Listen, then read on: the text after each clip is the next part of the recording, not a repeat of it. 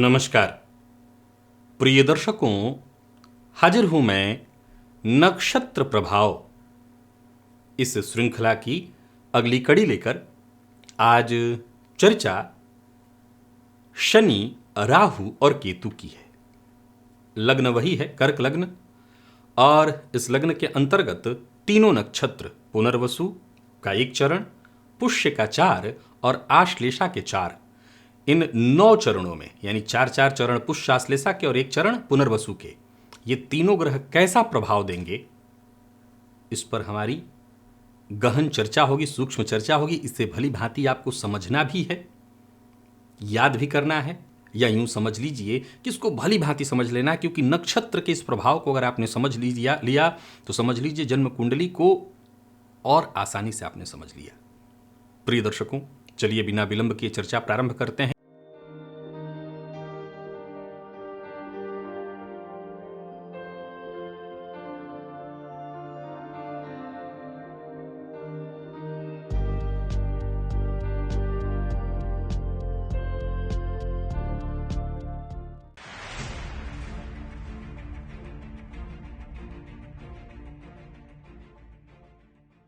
सबसे पहले बात करते हैं पुनर्वसु की। ये नक्षत्र आपको याद रखना होगा, ये देवगुरु बृहस्पति का नक्षत्र है और इसके अधिष्ठाता देवता अदिति हैं, देवताओं की जो माता हैं। ये नक्षत्र बड़ा ही श्रेष्ठ है, परमात्मा में पूर्ण विश्वास रखवाए ऐसा है, धार्मिक वृत्ति जगाए ऐसा है। जहाँ तक ऐसा हो, जो पुरातन जो विचारधारा है उसको मान्यता दे, उनमें विश्वास रखे, गलत कार्य न करे, गलत कार्य न करने दे। स्वभाव भी बहुत बढ़िया उसका, अगर क्रोधी होता है तो शीघ्र प्रसन्न होता है, स्पष्टवादी है, सबकी मदद करता है और प्रसन्न रहता है। कुल मिलाकर के देखें तो हर तरह से बहुत ही बढ़िया, बहुत ही श्रेष्ठ नक्षत्र है ये। प्रिय दर्शकों, अगर इस नक्षत्र में हम सबसे पहले बात शनिदेव की करें तो कर्क लग्न में शनिदेव देखा जाए तो सप्तम और अष्टम भाव के स्वामी होकर के लग्न में होंगे। अष्टमपति होकर के लग्न में होना निसंदेह मार्केस का लग्न में होना होगा। बड़ा ध्यान से सुनिएगा और समझिएगा। देवगुरु बृहस्पति के नक्षत्र में होने के चलते शनिदेव कोई बुरा प्रभाव नहीं देंगे इस नक्षत्र में, लेकिन चीजें कैसे बदलेंगी वो जरा ध्यान से सुनिए। अब तक आपने 6 ग्रहों के प्रभाव को समझ लिया है, अब इन 3 ग्रहों का प्रभाव है, जरा समझिए। पुरातन विचारधाराओं को मानने वाला और परमात्मा में पूर्ण विश्वास रखने वाला, इस बात को जरा ध्यान से सुनिए और समझिए। परमात्मा में पूर्ण विश्वास रखने वाला, पर कैसा? अकर्मण्य, काम कम करेगा। अगर शनिदेव लग्न में है तो प्रचंड आलसी, यानी जस्ट आप ऐसे समझ सकते हैं कि ठीक है, भाग्य में होगा तो मिल जाएगा। पुरातन विचारधाराओं को मान्यता देने वाला, कैसा? उसमें उसे नवीनीकरण तो नहीं पसंद है, वरन पुराने मान्यताओं में भी जो विसंगतियां एक तरह से हैं उनको भी आत्मसात करके रखना। कई बार आपने ऐसे लोगों को देखा होगा कि मेरे पिताजी ऐसा करते थे, मेरे दादाजी ऐसा करते थे, हम बदलने को तैयार नहीं हैं। देखिए, अगर दादाजी करते थे और दादाजी सही करते थे तो बदलने की कोई आवश्यकता नहीं है, लेकिन समय के साथ अगर थोड़ा परिवर्तन हो रहा है तो इसमें कोई बुराई नहीं है, लेकिन ये वो करेगा। मैं फिर यही कहूंगा, ये बुरा नहीं है। ऐसा जातक ऐसा नहीं कि किसी को कोई नुकसान पहुंचा देगा। हो सकता है उसके घर वाले, उसके बच्चे उससे नाराज रहें। कर्क के लोगों से प्रायः उनके घर वाले नाराज हो जाते हैं उनके विचारधारा से। आप आजमा लीजिएगा। अगर विशेष रूप से शनिदेव का प्रभाव हो तो 100% उनके विचार से, उनकी सोच से वो पहले तो खुद से नाराज हो जाते हैं। उदासीनता कैसे आती है? पहले तो उनका कोई काम ही कभी वक्त पर नहीं होगा, आलसी वो थोड़े होंगे ही होंगे, वो खुद से ही नाराज हो जाते हैं। और जब खुद से इंसान नाराज हो जाए तो उनसे बाकी सब नाराज तो हो ही जाते हैं। निसंदेह ऐसा जातक गलत नहीं करेगा। मैं ऐसा नहीं कहूंगा कि अगर पुरातन मान्यताओं को, विचारधाराओं को मान्यता दे रहा है तो गलत चीजों को उसने, वो बस लकीर का फकीर है कि मेरे दादाजी ने और पिताजी ने ऐसा किया है, माता ने ऐसा किया तो मैं ऐसा ही करूंगा, मेरे गुरुजी ऐसा कहते हैं तो मैं ऐसा ही करूंगा। बस स्वभाव उसका ऐसा बुरा नहीं है। क्रोधित होता है तो तुरंत मान भी जाता है, स्पष्टवादी है, जो उसको समझ में आ रही है, जो उसको पता है वही कहता है, मदद करता है। इसे भी जरा ध्यान से समझिएगा। ये शनिदेव का प्रभाव हो सकता है कि जातक औरों की मदद कुछ इस कदर करे कि अपना नुकसान कर लेगा। दाम्पत्य जीवन उसका साधारण है, हालांकि जीवन साथी में उसके सारे गुण विद्यमान हैं, पर साधारण ही दाम्पत्य जीवन उसने हासिल किया है, कोई बहुत श्रेष्ठ नहीं उसको हम कह सकते हैं। प्रिय दर्शकों, अब इसी पुनर्वसु नक्षत्र में यदि हम बात राहु की करें, प्रेडिक्शन चेंज होगा। ध्यान से सुनिएगा।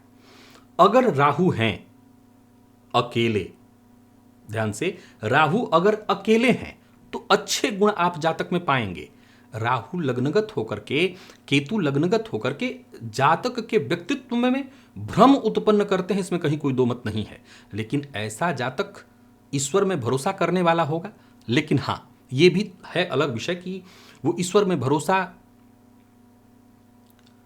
समय के हिसाब से करेगा। यानी जरूरत है तो विशेष रूप से वो आस्थावान हो जाएगा, काम उसका कम है तो आस्था उसकी कम हो जाएगी। लेकिन ऐसा नहीं कि वो विश्वास ईश्वर में नहीं रखेगा। मैं पुनः दोहरा दूं, यहां पर सारे अच्छे गुण, धार्मिक प्रवृत्ति वाला, पुरातन विचारधाराओं को मानने वाला, ईश्वर में विश्वास रखने वाला, बड़े बुजुर्ग सबका सम्मान करने वाला, गलत कार्य करेगा भी तो छुप छुपा करके दिखा के नहीं, क्रोधित होगा लेकिन शीघ्र प्रसन्न होगा, समाज में उसके मान सम्मान होंगे, स्पष्टवादी होगा, जरूरतमंद की मदद भी करेगा, दाम्पत्य जीवन भी उसका साधारण होगा। लेकिन ये ध्यान से समझिएगा, यहां प्रेडिक्शन बहुत जल्दी बदलेगा। ये तब है जब चंद्रमा शुभ ग्रह है। यानी आपकी जन्म कुंडली में अगर राहु दिख रहा है लग्न में, और वो भी पुनर्वसु नक्षत्र में, तो मैंने कहे हैं सारे अच्छे गुण, बहुत ही अच्छे गुण। तब जब चंद्रमा वृश्चिक इत्यादि राशि में नहीं है, चंद्रमा कहीं से भी पीड़ित नहीं है, चंद्रमा अमावस्या के नहीं है। अगर चंद्रमा किसी तरह से भी आपको पीड़ित दिखाई पड़ रहे हैं, पूरा प्रेडिक्शन हम बदल देते हैं। धूर्त, धूर्त पहला शब्द है। देवताओं को भी अगर वो मानता है तो सिर्फ और सिर्फ दिखावे के लिए, या अपना उसका काम कोई रुका हुआ इसलिए उसकी श्रद्धा जगी हुई है। आप उसकी श्रद्धा को लेकर के भ्रमित मत होइएगा। बाकी धार्मिक वृत्ति है, पुरातन विचारधारा है, तो वो सिर्फ और सिर्फ दिखावे के लिए। वो किसी पुरातन विचार मान्यता को नहीं मानता, न तो उसको देवता, न तो माता पिता, किसी में विशेष विश्वास नहीं है, कोई रुचि नहीं है। वो सिर्फ अपने मन की करता है। जरूरत हो तो ये करेगा, गलत कार्य करने न दे भले, करेगा जरूर। स्वभाव में अति क्रोधी होने का स्वभाव रहेगा। प्रसन्न उसी से होगा जो उसकी चापलूसी करें। स्पष्टवादिता जरूरत पड़ने पर, और कुल मिलाकर के देखें तो दाम्पत्य उसका साधारण, बहुत अच्छा नहीं। ये तब जब चंद्रमा पीड़ित है। प्रिय दर्शकों, अगर हम केतु की बात करें तो केतु के भी प्रभाव एकदम डिक्टो ऐसा ही, बिल्कुल ऐसा ही। अगर चंद्रमा अच्छी स्थिति में है तो जातक साधना, धर्म, बल्कि आप ऐसे जातकों के मुंह से हमेशा प्रश्न सुनेंगे, मैं मोक्ष की चाहत रखता हूं इत्यादि। भले उन्होंने कहीं से सुना ही हो मोक्ष के बारे में, भले उस पर बहुत मंथन न किया हो, पर मोक्ष की बात करेंगे, परमात्मा पूजा पाठ की बात करेंगे, बल्कि कई बार तो हद से अधिक करेंगे। अगर चंद्रमा कहीं शुभ ग्रह हो तो हद से अधिक पूजा पाठ करेंगे। ये दिखावे के लिए नहीं है, लेकिन उनके व्यक्तित्व में ये होगा। कई बार अगल बगल के लोग उन पर शक करने लगेंगे। आपने कई बार ऐसे भी लोगों को देखा होगा कि वो इतना पूजा पाठ करते हैं कि अगल बगल वाले उन पर शक करने लगते हैं कि यही व्यक्ति कुछ किया धरा होगा। ऐसे वो है नहीं, पर क्या कर सकते हैं। पुरानी विचारधाराओं को वो मान्यता भी देते हैं, उनको मानते भी हैं, जरूरत के हिसाब से अपने आप को बदलते भी हैं। गलत कार्य नहीं करते, न करने देना, यानी सब अच्छे गुण, सभी अच्छे गुण। गुरुदेव का ये नक्षत्र होने के चलते ये कहीं ना कहीं सतोगुणी नक्षत्र है।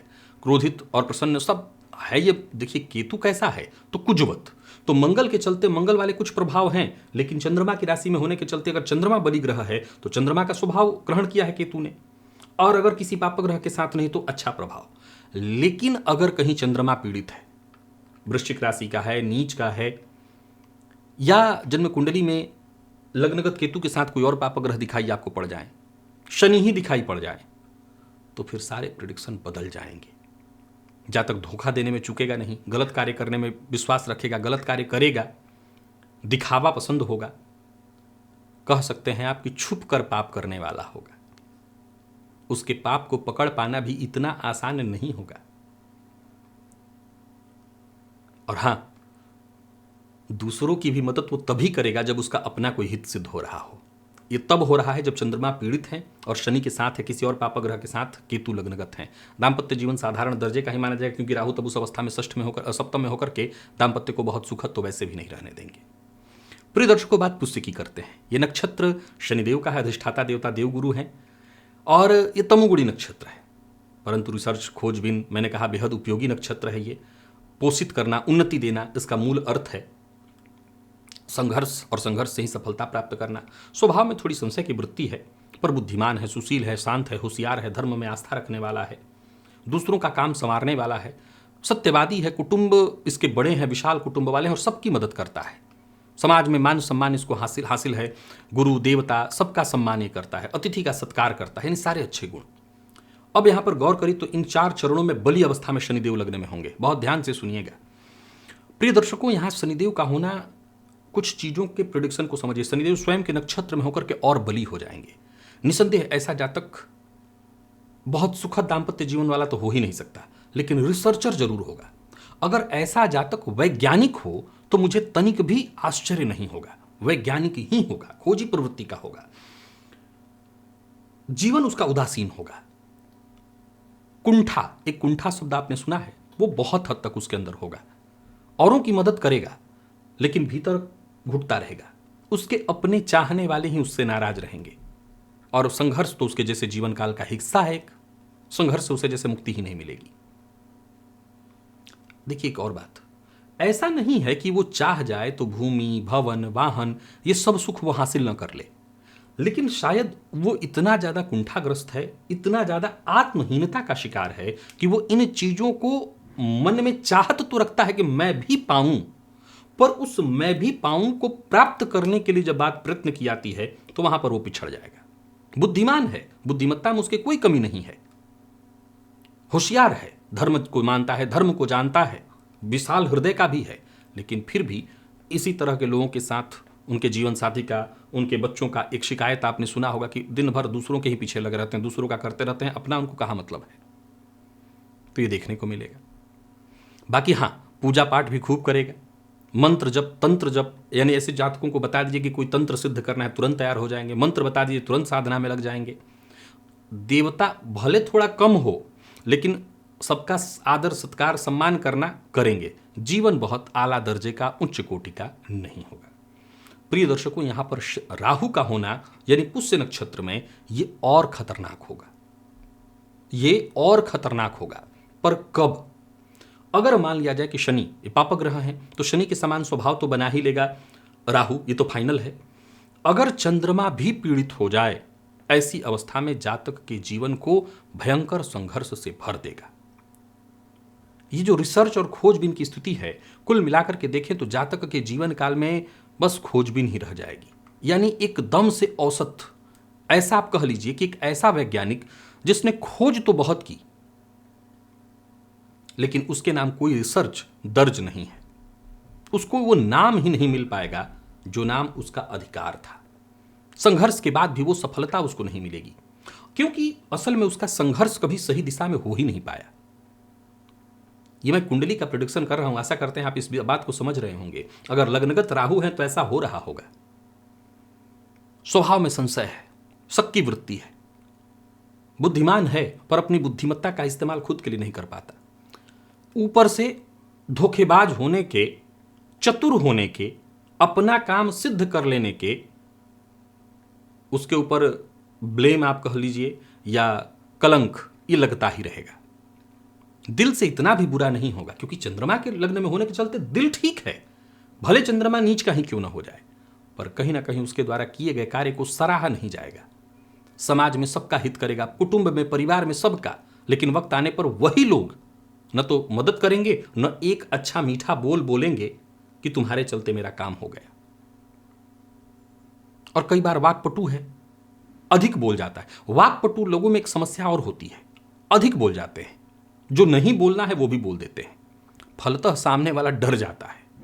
ये वाकपटु लोगों की सबसे बड़ी परेशानी होती है कि सामने वाला उनसे भयभीत हो जाता है, उनको लगता है इसको तो सब पता है, और इसी में वो फंस जाता है बेचारा। तो ये राहु लग्नगत अगर पीड़ित है चंद्रमा, तो हर हाल में जातक के जीवन को संघर्ष में डालेगा। और केतु के लिए पहले अच्छाइयां जितनी भी मैंने इस नक्षत्र की बताई थी वो मान लीजिए, वो सब कुछ रहेगा। उन्नति, संघर्ष और संघर्ष से सफलता, रिसर्चर, खोजी, बेहद बुद्धिमान, त्यागवान, सुशील, सब कुछ अच्छे गुण। तमोगुणी नक्षत्र में होकर के भी जातक बेहद श्रेष्ठ होगा, उच्च महत्वाकांक्षा वाला, सबको सहयोग करने वाला, यानी कुल मिलाकर के देखें तो ये नक्षत्र बड़ा ही श्रेष्ठ सिद्ध होगा केतु के यहां होने से, बढ़िया है। मन जातक का भ्रमित रहेगा, दाम्पत्य सुखद नहीं है, ये फाइनल मैं कह चुका हूं, उसमें ज्यादा चिंता नहीं करनी, लेकिन बाकी मामलों में बहुत अच्छा है। एकाकी उसका जीवन बहुत अच्छा है, वो अपने कार्य को कर लेगा, अपने प्रयत्नों से सफलता भी हासिल कर लेगा, विशाल हृदय का है, ईश्वर भक्त है, राज समाज सम्मान से सम्मान, मान सम्मान, समाज में भी कहीं ना कहीं लोग अगर देखें तो उसको सम्मानित ही मानेंगे। ऐसा नहीं कह सकते कि लोग उसको बहुत ज़्यादा बुरा मानेंगे, सम्मानित दृष्टिकोण से ही देखेंगे। तो कुल मिलाकर के देखें तो अच्छा है, बुद्धिमान है केतु के होने यहाँ होने से। परंतु अब चूंकि कुजवत है ये, अब अगर कहीं कुंडली में मंगल चंद्रमा पीड़ित है और पुष्य नक्षत्र शनिदेव का नक्षत्र शनिदेव भी कहीं पीड़ित स्थिति में हो तो स्थिति बिल्कुल अलग। ज्योतिष शास्त्र कहता है कृस काय, शरीर दुबला पतला, मतलब न तो कोई चेहरे में चमक, एक कम उम्र में ही अधिक उम्र का दिखने वाला व्यक्ति, जिसको देख के ऐसा लगे कि इसके ऊपर इतना बोझ है जिसके चलते कम उम्र में उसके कंधे झुक गए बोझ के कारण। उन्नति के लिए संघर्ष कर रहा है, चाहता है, महत्वाकांक्षा है, पर मिलता कुछ नहीं, निरंतर खोजबीन करता है और अंत में दुखी हो जाता है, फिर दोष देने लगता है, सबको कोसने लगता है, केवल और केवल अच्छाइयों की वो कमी निकालता है, कहीं कुछ नहीं होता, कहीं कुछ नहीं होता, सब बेकार है। ये जो आप लोग ऐसे लोगों को देखते हैं, मैं ही जो कमेंट में पढ़ता हूं, मैं जानता हूं उनके ऊपर कैसा प्रभाव है, वो क्यों ऐसा कह रहे हैं। अगर व्यक्ति खुद संतुष्ट हो तो वो आम तौर पर संतुष्ट हो जाता है, तो वो कहीं ना कहीं भीतर से जूझ रहा होता है। केतु का काम ही है जुझाना। होशियार होने के बाद, क्षमता होने के बाद भी उसको वो हासिल नहीं हो पाता, प्रयत्न करने के बाद उसके सहयोग से उसके कुटुंब के लोग आगे बढ़ जा रहे हैं, लेकिन उसके घर वाले उसको ताना दे रहे हैं, तो कहीं ना कहीं वो जूझ रहा है, तो स्थिति अच्छी नहीं है। आश्लेषा, अब इस नक्षत्र की ओर चलते हैं। आप जानते हैं सर्प इस नक्षत्र का अधिष्ठाता देवता, और इसके बारे में मैंने कमियां गिनाई थी कि किसी का आभार न प्रकट करना, एक बालक का ही स्वभाव मान लीजिए, और एक ऐसा बालक जो राजकुमार है, अत्यधिक बातूनी है, हालांकि भाग्यवान है क्योंकि राजकुमार है, सीधी सी बात, इसलिए वो भाग्यवान है, जन्मजात उसके अंदर ये गुण है, जो उसकी शरणागति में है उसकी वो मदद करेगा, पर अपनी अकड़ में रहेगा, अपने सामने वो किसी को नहीं सुनेगा और किसी को नहीं समझेगा, और विश्वास तो किसी पर नहीं करेगा। उसकी स्वतंत्रता में जहां किसी ने हस्तक्षेप किया उसको बर्दाश्त नहीं है, चाहे वो कोई भी हो। अपने लिए, अपने हित को पाने के लिए वो प्रयास करता है। सामने वाले का नुकसान पहुंचाना उसका विशेष गुण नहीं है, पर कई बार सामने वाले को नुकसान हो भी जाए तो कहा नहीं सकते हैं। क्रोध कई बार जहां जरूरत नहीं होती वहां करेगा, और जहां जरूरत हो वहां नहीं करेगा। अब जरा गौर करिए कि इसी नक्षत्र में यदि, यानी आश्लेषा में यदि शनिदेव है, साधारण है, बहुत अच्छा प्रभाव इसका नहीं कहा जाएगा। इस व्यक्ति को, यानी कर्क में, अब आप जो देखते हैं, देखिए यहां पर एक पॉइंट और समझना है, कर्क में भी तीनों चीजें हैं, देव, राक्षस और मनुष्य।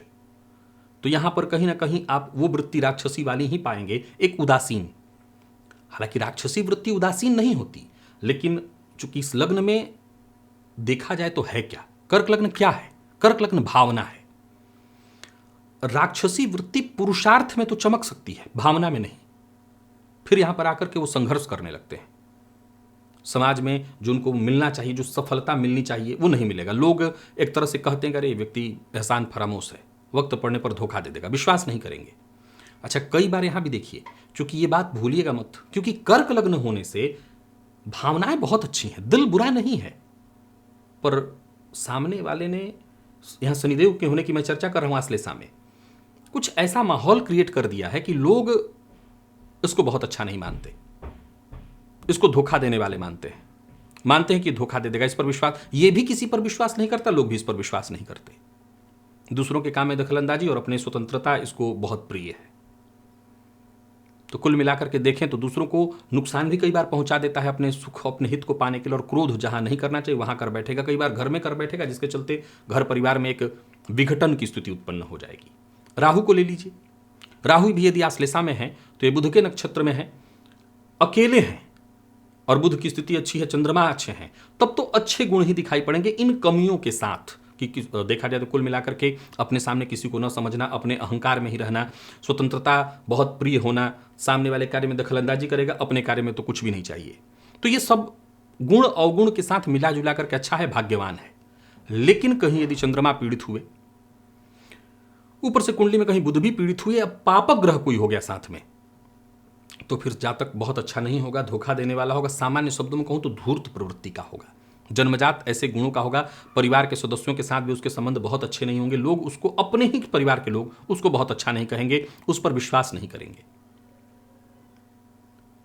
धोखा देगा भी और धोखा खाएगा भी। जीवन में हर तरह से देखें तो जीवन काल में कहीं ना कहीं संघर्ष की स्थिति तो बनी ही रहेगी, चाहे वो दाम्पत्य जीवन से लेकर के हर मामले में उसके जीवन काल में ये परेशानी रहेगी। और कमोबेश यही स्थिति केतु की है। अगर केतु अकेले हैं, चंद्रमा अच्छी स्थिति में है, तो उस अवस्था में आप समझ लीजिए, बुध भी अच्छी स्थिति में, तो समझ लीजिए सब अच्छाइयाँ हैं।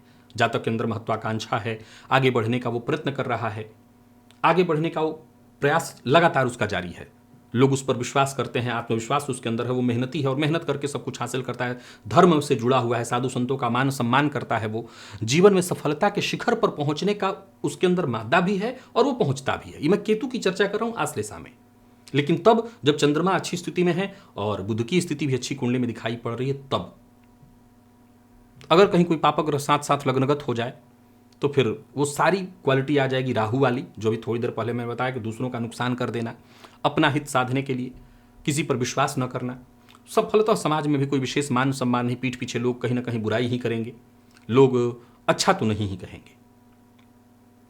तो केतु के लिए अगर आप देखें तो लग्नगत केतु के यहाँ बहुत अच्छे प्रभाव तब नहीं है जब ये केतु किसी पापक ग्रह के साथ युति में हो, चंद्रमा पीड़ित हो, तो जातक थोड़ा सा क्रोधी भी होगा, समाज में उसको धूर्त के रूप में ही माना जाएगा, दाम्पत्य भी कोई उसका बहुत सुखद नहीं माना जाएगा। प्रिय दर्शकों, आशा करता हूं जिस विषय को मैंने आपके सम्मुख चित्रित करने का प्रयत्न किया है, हो सकता है मैंने बड़े अलग अलग शब्द न इसके लिए चुनाव किए हों, क्योंकि मैं आपको समझ में आ जाए, व्यक्ति का व्यक्तित्व समझ में आ जाए, इसलिए उन्हीं शब्दों को उठाया जो आम लोगों के बीच के होते हैं। आपको ये अवश्य समझ में आया होगा। अब आगे जो चर्चा होगी नक्षत्र की, जरूर मैं प्रयत्न करूंगा जल्दी ही लेकर के उपस्थित हूं। अब आज मुझे इजाजत दीजिए, पुनः मुलाकात होगी, तब तक के लिए नमस्कार।